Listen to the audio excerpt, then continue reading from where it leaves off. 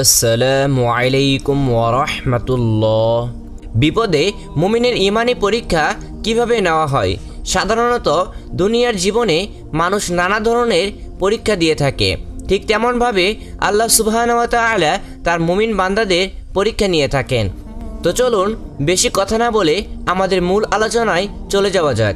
শুধু মৌখিকভাবে ঈমান আনলেই কোনো ব্যক্তি প্রকৃত ঈমানদার হওয়ার দাবিদার নয়। প্রকৃত ঈমানদার হওয়ার জন্য তাকে জানমাল ও নানা বিপদ আপদে ঈমানি পরীক্ষায় উত্তীর্ণ হতে হবে। এ প্রসঙ্গে কুরআনুল কারিমে আল্লাহ সুবহানাহু ওয়া তাআলা বলেন, তোমরা কি মনে করছো যে তোমরা কোনো পরীক্ষা ছাড়াই জান্নাতে প্রবেশ করবে? যেমনটি তোমাদের পূর্বের লোকদের পরীক্ষা করা হয়েছিল, তারা কঠোর দরিদ্রতা ও মুশকিল দ্বারা ব্যতীত হয়েছিল এবং এমনভাবে প্রকম্পিত হয়েছিল যে এমনকি রাসূল সাল্লাল্লাহু আলাইহি ওয়াসাল্লাম ও তার সঙ্গে থাকা ঈমানদারগণ বলে উঠেছিল, আল্লাহর সাহায্য কখন আসবে? হ্যাঁ, নিঃসন্দেহে আল্লাহর সাহায্য নিকটেই। সূরা বাকারার আয়াত নাম্বার 214। আল্লাহ সুবহানাহু ওয়া তাআলা আরও বলেন, এবং অবশ্যই আমি তোমাদিগকে পরীক্ষা করব, কিছুটা ভয়, ক্ষুধা, মাল ও জানের ক্ষতি ও ফল ফসল বিনষ্টের মাধ্যমে, তবে সুসংবাদ দাও সবরকারীদের জন্য। তিনি আরও বলেন, অবশ্য ধন সম্পদে এবং জনসম্পদে তোমাদের পরীক্ষা হবে, এবং অবশ্য তোমরা শুনবে পূর্ববর্তী আহলে কিতাবের কাছে এবং মুশরিকদের কাছে বহু অশুভ নুক্তি। আর যদি তোমরা ধৈর্য ধারণ করো এবং পরহেজগারি অবলম্বন করো, তবে তা হবে একান্ত সৎসাহসের ব্যাপার। আল্লাহ সুবহানাহু ওয়া তাআলা অন্য আয়াতে বলেন, যদি আল্লাহ চাইতেন তবে তোমাদের সবাইকে এক উম্মত করে দিতেন, কিন্তু এরূপ করেননি, যাতে তোমাদেরকে যে ধর্ম দিয়েছেন তাতে তোমাদের পরীক্ষা নেন। অতএব দৌড়ে কল্যাণকর বিষয়াদি অর্জন করো। তিনি তোমাদেরকে পৃথিবীতে প্রতিনিধি করেছেন এবং একে অন্যের উপর মর্যাদা সমুন্নত করেছেন, যাতে তোমাদেরকে এ বিষয়ে পরীক্ষা করেন যা তোমাদেরকে দিয়েছেন। আপনার প্রতিপালক ধর্মক শাস্তিদাতা এবং তিনি অত্যন্ত ক্ষমাশীল দয়ালু। প্রত্যেককে মৃত্যুর স্বাদ আস্বাদন করতে হবে। আমি তোমাদেরকে মন্দ ও ভালো দ্বারা পরীক্ষা করে থাকি এবং আমারই কাছে তোমাদের প্রত্যাবর্তিত হবে। কুরআনের অনেক আয়াতে পরীক্ষা নেওয়ার কথা এসেছে, সুতরাং এমনটা মনে করা উচিত নয় যে কাউকে পরীক্ষা ছাড়া ছেড়ে দেওয়া হবে। তিনি মানুষের উপর বিপদাপদ কষ্ট দিয়ে পরীক্ষা করবেন যে কে সবসময় আল্লাহর বিধান সবকিছুর উপর প্রাধান্য দেয়। আল্লাহ পরবর্তীতে পূর্ববর্তী জাতির উপর করা পরীক্ষার কথা উল্লেখ করে মুসলিমদের কষ্ট সহ্য করে ঈমানের পথে সৎ আমল করার জন্য বলেন, আমি তাদেরকেও পরীক্ষা করেছি যারা তাদের পূর্বে ছিল।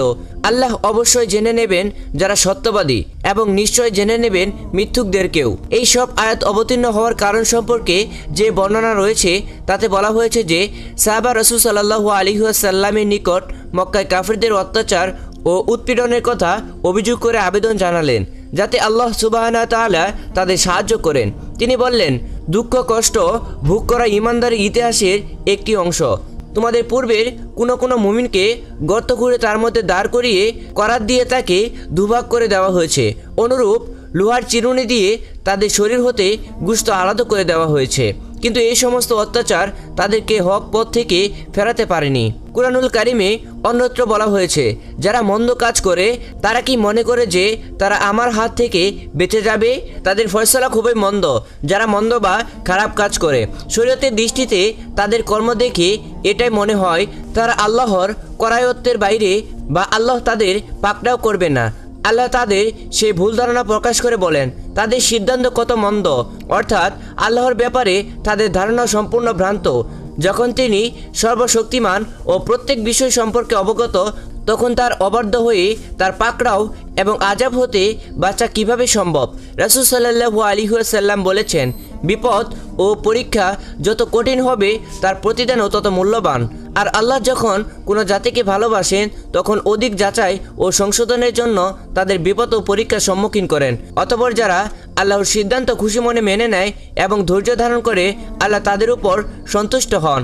আর যারা এই বিপদ ও পরীক্ষায় আল্লাহর উপর অসন্তুষ্ট হয়, আল্লাহ তাদের প্রতি অসন্তুষ্ট হন। বান্দাদের মধ্যে আল্লাহর সবচেয়ে প্রিয় ছিলেন তার নবীরা, আর নবীদের সবচেয়ে কঠিন পরীক্ষায় মুখোমুখি হতে হয়েছে। ইউনুস আলাইহিস সালামকে আল্লাহ তাআলা মাছের পেটে নিয়ে গিয়েছিলেন।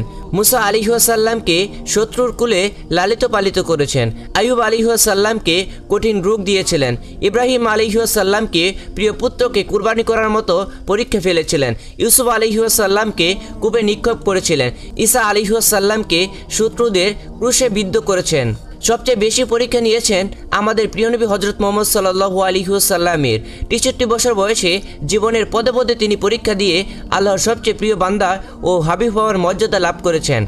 মুমিনের জীবনে দুঃখ কষ্ট থাকবেই। আল্লাহ চান পার্থিব ক্ষণস্থায়ী জীবনে সামান্য দুঃখ কষ্ট সয়ে মুমিন বান্দারা নিকাত হয়ে অনন্তকালের জন্য জান্নাতে প্রবেশ করুক। এই জন্য বিপদকে আল্লাহর পরীক্ষা মনে করতে হবে। এসব মুহূর্তে হাল ছেড়ে অধৈর্য হলে চলবে না। যারা সবরের সঙ্গে আল্লাহর পরীক্ষায় অবতীর্ণ হন তারাই সফল। আমাদের সকলকে আল্লাহ তাআলা আল্লাহর পরীক্ষায় উত্তীর্ণ হওয়ার জন্য তৌফিক দান করুন। সকলেই বলেন আমিন।